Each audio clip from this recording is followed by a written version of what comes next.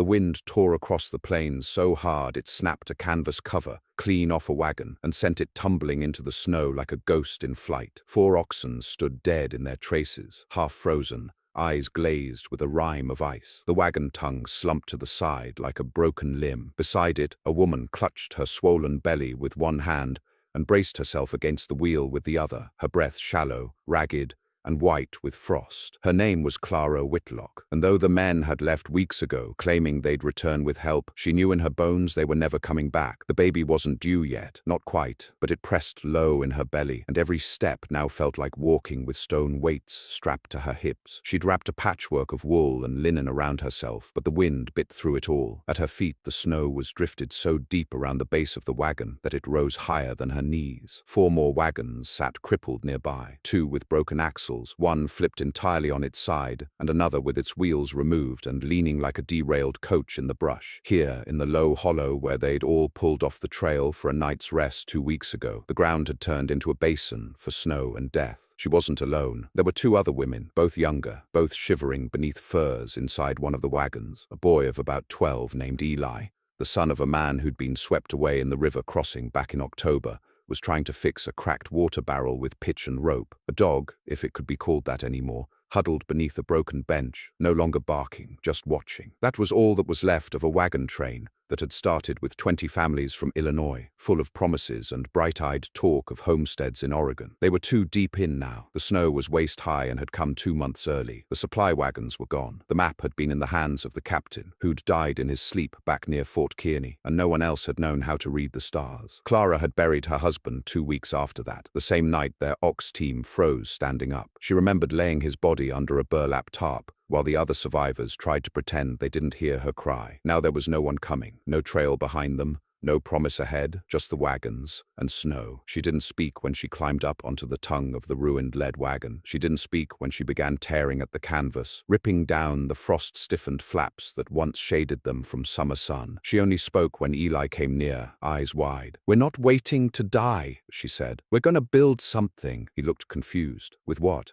With what's left. Her plan wasn't born of brilliance. It came the way desperation always did in the wild, like a cracked voice whispering inside your ribs until you were too cold and too hollow to ignore it anymore. She figured the wagons, busted as they were, still had bones. The wood was solid. The wheels, most of them, still round. She remembered her husband, Jonas, once talking about how the Sioux in the north would winter in dugouts and hide tents insulated with mud and bark. Not because they were primitive, but because they were smarter than white men in winter. She wouldn't be burying her baby beside Jonas. She wouldn't let these children die while the empty prairies swallowed them one by one. So she took what strength she had left and got to work. By dusk, she'd pried every board she could reach from the flipped wagon's undercarriage. Her hands were bloodied, her knuckles split. Eli gathered what he could from the other wrecks: spare boards, broken chairs, even parts of a stove they'd once shared between wagons. Clara made the call to break into every storage trunk still intact, no matter who it had belonged to. "Ain't thievin' if they're dead," she muttered when she saw the look on the other women's faces. "And ain't no use if we die next." She didn't know what she was doing exactly, but she knew one thing: the wagons had to come together, literally. She envisioned a shape like a horseshoe, the way soldiers sometimes made a corral when danger came. The wagons would be leaned and stacked to make 3 sides of a square, low to the ground, and she'd take apart the others to wall in the gaps. The center would be dug out, deep and low, with the canvas laid over the top and packed down with snow to trap in what little heat they could gather. It sounded insane when she said it aloud, but when the winds picked up that night and she saw frost creeping across the faces of the younger women in their sleep, Clara didn't care how insane it was. She dug with her bare hands. She ripped apart the wagons that once carried cradles and wedding dresses and bolts of calico. None of that mattered now. Every minute of labor felt like a challenge to her body. Her hips screamed, her back spasmed, but if she stopped moving, she feared she'd never move again. They worked through the night. Clara gave orders like a woman twice her size, and Eli followed them with more discipline than any grown man. By morning, the hollow was nearly 3 feet deep in its center, ringed by broken wagon frames jammed into the snow like a fence. Clara burned the wagon wheels to start a fire and used the iron rims to build a crude stove basin that radiated just enough warmth to keep their breath from freezing. The 2 younger women,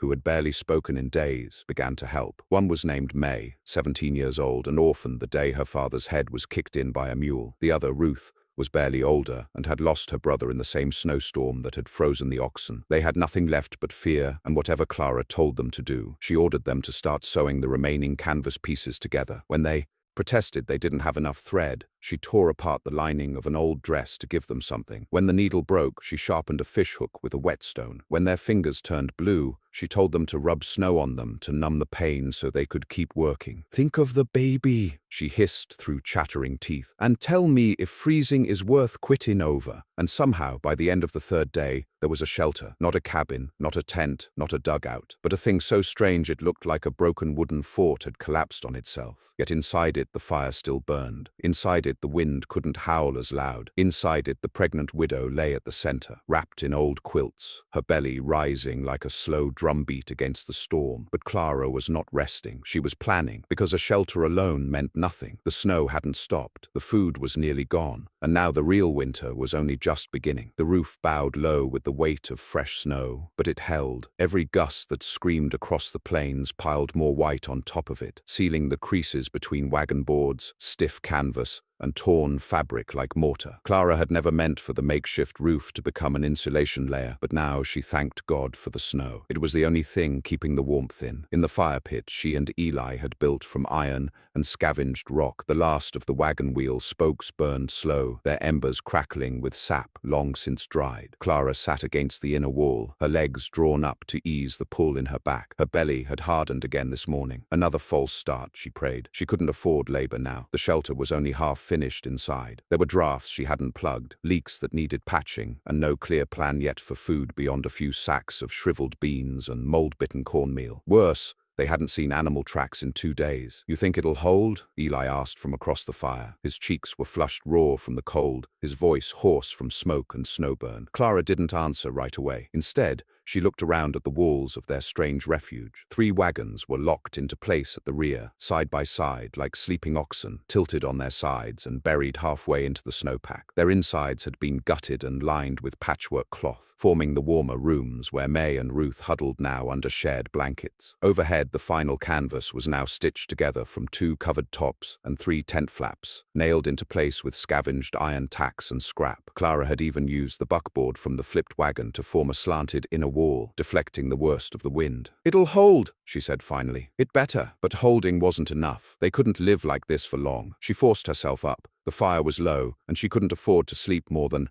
a few hours at a time. She pulled her coat tighter and limped to the edge of the shelter where the snow was packed highest. With Eli's help, she'd fashioned a rough door from a pair of wagon floorboards, lashed together with strips of oxide. When she opened it now, a column of cold struck her like a thrown rock. The world outside was white, endless white. Snowdrifts swallowed everything except the tops of the wagon wheels and the burned husks of what used to be cooking pots. The air was death, not just cold, but silent in a way that told her no one else was coming. No parties from Fort Kearney, no riders from the settlements, no miracle. Still, Clara did not cry, not anymore. She had done all the crying she could when she buried Jonas. She had screamed until her throat bled when her husband's body fell stiff in the wagon, and no one had helped her lower it into the frozen ground. She had sobbed again when her friend Agnes froze just outside camp trying to relieve herself, and was found the next morning with her skirt still bunched around her knees and her lips turned blue. But now there was no time left for mourning, only motion. She bent low and waded through the snow, heading for the collapsed supply wagon they hadn't yet stripped. It was risky. The entire frame could cave in, but there might be something useful left. A dented tin, a hidden sack of oats, a forgotten tool. As she moved, she muttered the same thing she'd whispered for days. "Keep moving, Clara. Just keep moving."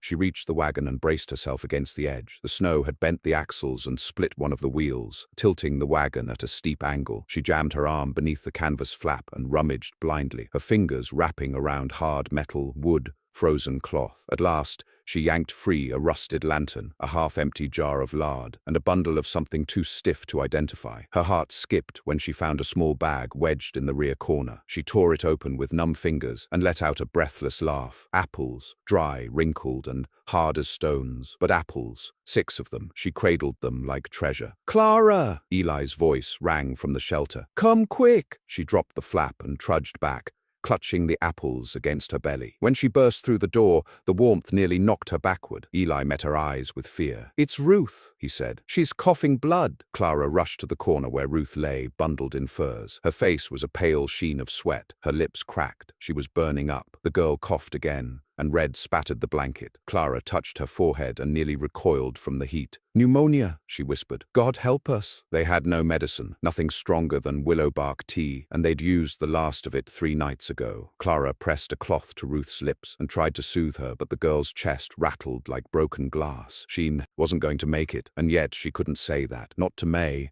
who now hovered like a ghost behind them, shaking with grief. Clara stood and pulled Eli aside. "You're going to hike to that dead tree line tomorrow," she said. "The one south of the ridge." "That's near 4 miles, he protested. "You'll take the sled we built from the door panel. You'll dig in the snow until you find pine bark. We can brew it down and make something to soothe the fever. She'll be dead before I get back. Then go faster." Eli stared at her for a long moment, then nodded once and walked away. Clara turned back to Ruth. The girl's eyes fluttered. "Sleep," she whispered. "You're not dying tonight, not in my shelter." She spent the rest of the night feeding the fire with strips of the last unused wagon bed and breaking up the apples into small pieces to boil into mush. The scent of cooked fruit filled the shelter, and for a moment it felt like life. Clara dipped her fingers into the pot and touched the mush to Ruth's lips. The girl stirred, swallowed. "You're gonna get through," Clara lied softly. "You hear me? I built this place for living, not for dying." By morning the storm had lessened, but the sky was grey, heavy with more to come. Eli left just after sunrise, bundled in everything they had. Clara watched him until he vanished behind the white curtain of the ridge, then turned back to the others. She kept herself moving, reinforced the inner walls with more canvas, created a second fire hole with May's help, dug a drainage trench to keep meltwater from pooling inside. Every movement was agony, but she didn't stop. That night she felt the first true contraction. It doubled her over. She didn't tell anyone. There was too much to do. By the second day, Ruth's fever broke. By the third, Clara could no longer hide the pain. And on the fourth, just as Eli returned dragging 3 sacks of bark and a frozen rabbit behind him, Clara collapsed near the fire with blood soaking her skirts. The first scream brought Eli running. The second scream sent May into a panic. Ruth, still too weak to stand, propped herself against the wagon wall and whispered prayers under her breath, eyes wide with helplessness. The fire crackled and popped, casting a long flickering light across the battered floorboards and uneven dirt. Clara lay writhing in pain near the center of the shelter, one hand clenched white-knuckled around a length of cloth, the other pressed to her swollen belly as the contractions surged in waves that left her breathless. Eli dropped the pine bark, snow still frozen in his hair and beard. "What do I do? What do I do?" May stood frozen, pale as wax. Clara gasped and tried to speak, but only a moan came out. Her back arched, her face twisted in pain. Then she seized Eli's wrist with a grip so tight it left nail marks. "Boil snow," she hissed. Clean water. Rags. Knife! Boil that too! Now, go!" He blinked twice, then scrambled for the cooking pot, dumping out the rabbit and plunging it into the fire pit with fresh snow. Clara screamed again, and the sound bounced through the wooden ribs of the shelter like a saw against bone. May stood frozen until Ruth barked her first word in days. "Help her!" and then stumbled forward, tears streaking her dirt-smeared face. Clara was in labor, and there was no doctor, no midwife, just scraps of training from her mother back in Iowa, and memory half shattered by fear. This was not how she imagined birth, not in the dirt, beneath torn canvas and wagon wood, surrounded by children, not with the wind howling outside and death only a few degrees away from slipping back in. But this was how it would happen. She had dreamed of giving birth in a warm cabin, of Jonas beside her, holding her hand, of a cradle by the hearth and neighbors bringing food in celebration. Instead, she lay on blood-streaked rags, biting down on a leather strap as another wave of pain crushed through her like a hammer. She felt her body splitting, tearing, grinding itself towards something inevitable. Each breath tasted like smoke and cold iron. It went on for hours. Screams turned to groans, groans into dry, shuddering silence. Eli boiled snow twice. May tried to remember how her older sister once described a birth back in Ohio. Ruth forced herself to kneel beside Clara, whispering encouragement with what strength she had. The wind never stopped. It howled like a beast trying to claw its way inside. And then, just before the fire burned low, Clara gave one last cry, and the baby came, silent, silence, a frozen heartbeat of silence. Then a shrill wail, thin but alive. Clara collapsed back, tears rolling down her cheeks, lips parted in exhaustion and disbelief. Ruth took the baby with trembling hands, cleaned it with the boiled cloth, and wrapped it in the only dry blanket they had left. A girl, tiny, wrinkled, loud. May sobbed openly, burying her face in her hands. Eli sat against the far wall, stunned into silence, the rabbit forgotten in his lap. For a moment there was peace, and then Clara began to bleed again. It came fast, too fast, dark and steady, soaking through the cloth, pooling beneath her hips. Her eyes fluttered and her lips turned pale. Ruth cried out, "She's bleeding! She's bleeding too much!" Eli scrambled forward, pressing rags to the wound, but they turned black with blood in seconds. Clara moaned, eyes half closed. Don't let me go," she whispered. "Don't let this be it." Panic surged through the shelter. May tried to press down on Clara's stomach. Ruth searched for more cloth. Eli shouted something. No one heard. The fire popped, casting shadows like ghosts across the walls. And then Clara spoke again, barely a whisper. "Hot! Iron!" "What?" May leaned close. "Branding iron. Stove hook. Something. Burn it shut. You'll die." "Then I'm dying now." Eli jumped to the stove pit, rummaging through the iron scrap until he found the jagged rod they'd used to shift coals. He plunged it into the flame. The metal hissed. Ruth looked away. May held Clara's hand and wept. The baby wailed louder, and Clara, already fading, gritted her teeth and nodded. Eli pulled the iron out. It glowed red. He pressed it to her. The scream ripped through the shelter and echoed off the hills beyond. Then, silence again. But Clara was still breathing. The bleeding slowed. Her body went limp, but the color didn't fade entirely from her face. She was still here. By nightfall, she was asleep. The baby nestled against her chest, her breathing shallow but steady. Eli kept the fire going all night. Ruth whispered prayers. May finally slept with her head against the wagon wall, one arm still shaking. And outside, the sky turned black, and snow began to fall again. But inside, for the first time in weeks, there was warmth and the sound of a new life crying against the cold.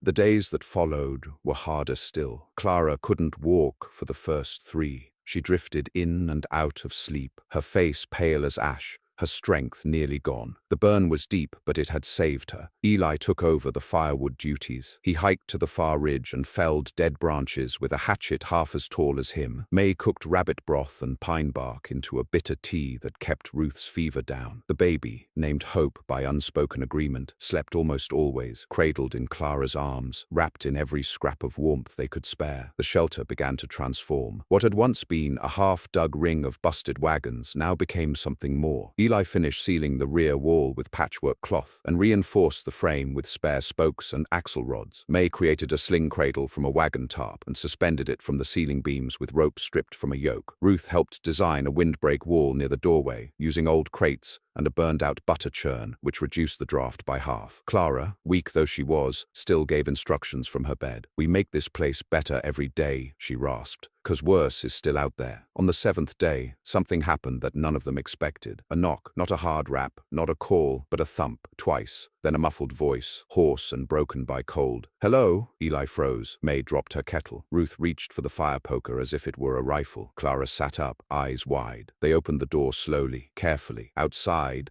half buried in snow, was a man, bearded, frost-bitten, his hands swollen and bleeding. He collapsed forward into the doorway the moment they opened it, his weight toppling Eli. Behind him, barely visible in the dusk light, were 2 others, another man limping, dragging a sled, and a woman with frost-coated braids. All 3 were barely alive. Clara's voice came through the smoke. "Get them in here, now!" They dragged the strangers inside, laid them near the fire, wrapped them in what warmth they could. The man who'd fallen first stirred and whispered, "We saw the smoke. Been lost 3 days."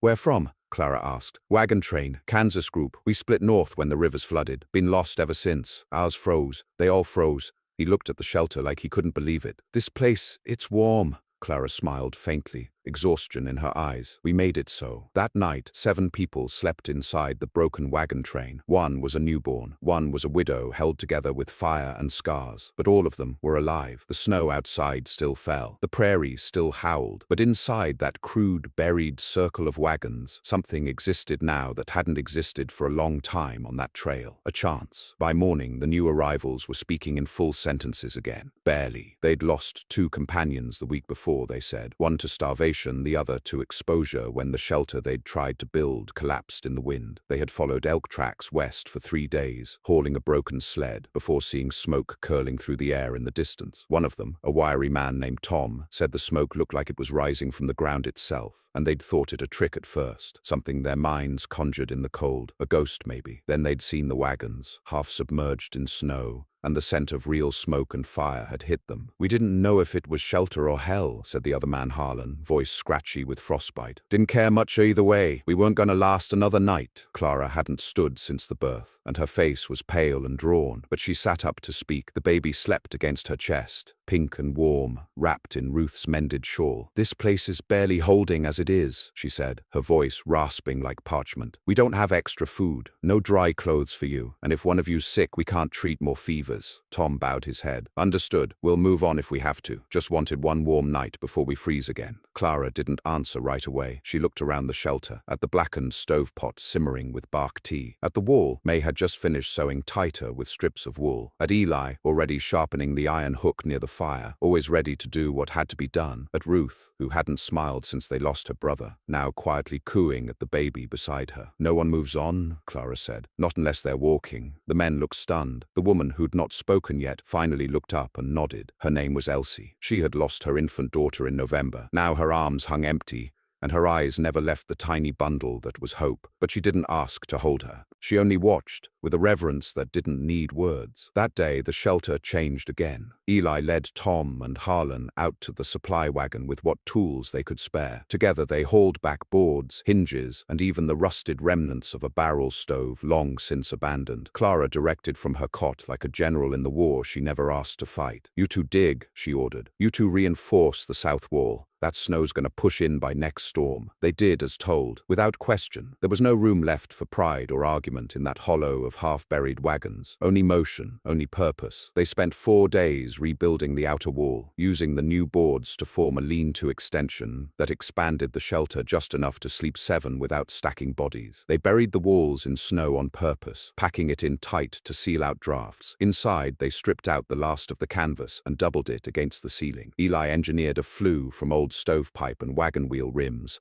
channeling smoke more cleanly and reducing the constant choking haze. It was a miracle they hadn't all developed lung sickness. May boiled pine needles into bitter tea. Ruth learned to gut rabbits without flinching. Harlan fashioned crude snowshoes from twisted branches and leather straps, and Tom scouted a narrow trail along the creek bed that remained passable even after the last blizzard. But it was Clara who still held them together. She couldn't walk more than a few steps, and she barely slept, but every decision passed through her. Every ration was weighed by her. She kept the accounts: how many beans left, how many skins of lard, how much firewood to burn per day to make it to spring. No one questioned her authority anymore, not even the grown men who once believed women couldn't lead. They watched her stitch a torn blanket one-handed while holding her infant in the other, and knew better than to speak. "She's not just surviving," Harlan said quietly one night to Eli. "She's turning this into a damn town." Eli didn't answer. He just kept fanning the coals. By week's end, they'd rigged a new outer room, a kind of cold porch that let them remove boots and gear without letting in the full breath of the wind. They fashioned a sled runner from bent barrel staves and used it to haul snow to melt for water. They hung strips of rabbit meat over the fire pit, drying it into jerky. It was barely enough, but it was something. And then came the worst storm yet. It hit with no warning. Just a sudden drop in temperature and a roar like the sky itself had cracked in half. The first gust tore loose the makeshift door. The second buried the outer trail under 5 feet of snow. The third drove ice pellets sideways into every gap in the walls like shrapnel. They scrambled to brace the structure. Eli and Harlan used their backs to hold one wall in place, while Tom jammed wagon spokes into the ceiling to keep it from caving. May and Ruth dragged the firebox to the center and stoked it high. Clara gritted her teeth, bundled Hope against her chest, and barked instructions over the wind. For 48 hours they didn't sleep, just braced, sealed, prayed, worked. At one point the roof sagged nearly a foot, the snow above so heavy it bent the iron nails. They had to crawl out the back one by one with crude shovels made from pan lids and dig trenches just to release the pressure. Eli collapsed twice. Tom's fingers went blue. Ruth had to be hauled inside when her boots iced solid to the floor, but the shelter did not fall, not this time. When the storm finally passed and the grey sky turned a dull gold at the edge of morning, they looked at one another in disbelief. The shelter was still standing, snowdrifts 6 feet high pressed against its sides, but inside it remained warm, damp, cramped, smoke-blackened, but alive. It had worked. Somehow, it had worked. Clara lay back, her arms around the baby, her face sunken with exhaustion, her lips cracked, but her eyes gleamed with something that hadn't been there in weeks. Not just defiance, but hope. She whispered, "We made it through. So long as the walls hold, we will again." Yet even as she spoke it, a part of her knew this wasn't the end of the hardship, not even close. Spring was still far off. No new food had appeared. The rabbit trails had vanished, and the next storm might not give them time to dig out. They had survived. But survival was not the same as being saved, and no one was coming. Then, late one night, with the wind low and the sky unusually clear, Eli heard something. Voices, faint, carried on the stillness like dreams. Not screams, not howls, but speech, distant, human. He shot up, ran to the edge of the shelter, pulled back the flap. In the moonlight, on the far ridge above the creek bed, 3 figures moved, carrying torches. One waved. "Eli!" Clara shouted from her bed, hope in her arms. "What is it?" He didn't answer at first. Then, "People! Alive! Heading this way!" He ran for his boots. Tom and Harlan were already rising, grabbing coats. May clutched Clara's arm, eyes wide. "Do you think it's a search party?" she asked. But Clara's heart sank with something colder than fear. "No," she whispered. "Not unless someone out there knows we're here." And no one did. They stood just inside the cold porch, boots half-laced, staring through the slit in the patchwork door. The 3 torch-bearing figures moved slowly down the far ridge like shadows in a dream, flickering in and out of view behind low mounds of snow. The torches bobbed, steady, deliberate, not frantic, not lost. That scared Clara more than anything, because if it was a rescue party from any nearby post, they'd be yelling, waving high. They'd have horses or sleds, or at least a clear trail. They wouldn't move so quiet. They wouldn't approach a snow-covered shelter in the middle of nowhere without sound. Tom reached for the fire poker. Harlan pulled the kindling hatchet from where it hung above the stove. Eli just stood stiff, mouth slightly open. The glow from the torches painted strange colors across the ceiling canvas, deep gold bleeding into black where the shadows hit. "I don't like it," Clara said. "Something's wrong?" But she was too weak to stand, and hope was stirring in her arms, mewling. May, beside her, looked as though she might faint. Ruth held the baby cradle in her arms with fingers trembling, not from cold. Eli stepped out into the trench first. The torchlight was closer now, less than 50 yards. He raised one hand and shouted, "Who goes there?" The torches paused. For a long moment, there was only the sound of wind curling across the hard crust of snow. Then a voice. "Name's Cale Dern. I'm a surveyor out of Fort Bridger. We got separated from our team 3 weeks back. Heard rumors there were survivors south of the ridge. That didn't sit right. There hadn't been a trail open toward Fort Bridger since November. No one should have been traveling out of it, certainly not surveyors. And what rumors? They hadn't seen another soul for weeks." Tom stepped forward. "How many are you?" "3 now," the voice called back. "Started with 7. Got 2 horses, no wagons. We saw your smoke." Harlan leaned toward Eli. "You think they're armed?" "Everyone's armed in winter," Eli muttered. Clara couldn't hear the conversation clearly anymore, but she could see their shapes now, just past the edge of the ridge. 3 men, 2 taller, 1 short, all cloaked. She watched how they moved, careful, as if expecting a trap, not limping, not dragging. No real sign of frostbite. That alone was strange. Anyone out here for more than a day without shelter should have been nearly dead. "Let them come closer," she called out faintly. "But don't let them inside yet." The others followed her word. Eli raised a hand and waved the strangers in, but when they came within 30 feet, Tom barked, "That's close enough." Cale Dern stepped forward into the circle of firelight from the chimney flue. He looked too clean, his face wind-worn but not burned, his coat battered but dry, his eyes too alert. Behind him, the shorter man, barely more than a boy, carried a canvas sack and what looked like a surveyor's scope strapped to his back. The third figure wore a broad hat pulled low. "We saw your shelter," Cale said, glancing around. "Didn't think anyone could build something that tight out of busted wagons." Clara's voice came sharp and quiet from within. "You didn't answer Tom's question. What rumors?" Cale turned toward the voice. He didn't blink. "A lone trapper passed us north of here. Said he saw torchlight down this way. Told us it was probably ghosts or dead wagons. We figured we'd find wrecks and bones. Not a whole damn outpost." Harlan frowned. "And what exactly are you surveying in the middle of a January freeze?" Cale grinned. "The dead don't complain about property lines?" Nobody laughed. Ruth stepped closer to Clara. "I don't like them." "Neither do I," Clara said. But she couldn't send them away, not without knowing what they wanted, not without making sure they weren't desperate men with nothing to lose. She called out again. "You carrying disease?" "No, ma'am," Cale said, still grinning. "You got food?" "Some. Traded with Shoshone 3 days back. Dried trout, pine meal, some herbs. That made May's eyes widen. If that's true, it might not be, Clara said flatly. Then she made a choice. Bring them inside, but search their bags, their coats. No weapons come past the second fire. And so they did. The two older men were stripped of knives, hatchets, even a busted pistol one of them claimed didn't fire. The boy had only a crude flint tool and a rosary. They entered, blinking against the sudden warmth, looking around at the walls like they couldn't believe it. The stove, the fire pit, the crude rafters stitched with cordage and patchcloth. They saw what Clara had made and said nothing, until Cale looked down at her. "You built this?" Clara nodded, eyes steady. He stared at her, a long, measuring look. Then he knelt beside the fire and took off his gloves. "Well, damn," he said. "Ain't never seen something so smart in the middle of nowhere. That's some Mormon dugout meets army fort business. You still haven't told us what you really want," Eli said. Cale shrugged. "Same thing you all want, to live." He unpacked the dried trout, laid out some salt, pulled a small iron tin filled with dried pine nuts and dried yarrow. Enough food for a few days, if rationed. He offered it without condition. Clara still didn't trust him, but she accepted the trade. In return, she gave them a corner near the outer wall, closest to the cold. No one slept near her, or the baby, or Ruth, who had only just begun walking again. Eli slept near the weapons. Tom kept his hands wrapped around the hatchet even in sleep. Harlan watched them with one eye open. Cale didn't try anything. Not the first night, not the second. By the third, he was splitting wood outside, helping Eli and May fix a sagging brace along the southern wall. The boy, whose name was Silas, offered to help make jerky from the dried trout. The third man, who said nothing, just grunted, fixed the door hinge with a piece of metal plate stripped from his own sled. Clara still didn't trust them, but she let them stay, because something was changing. The shelter, once a desperate hole in the snow, was becoming something more. The outer wall had been extended twice now. There were shelves, hooks, even a washpan buried near the stove for melting snow without blackening it. Tom engineered a crude venting system that redirected heat toward the cradle. Ruth began sketching a map of the surrounding land in charcoal on an old cabinet door. May discovered that boiling pine bark 3 times, then straining it made a kind of weak porridge that kept their strength up. And then one morning, in early February, the first bird appeared. A sparrow, perched on the snowpost outside the entry trench, fluffed up, its head cocked. Eli stared at it in disbelief. "Ain't seen one of those since October."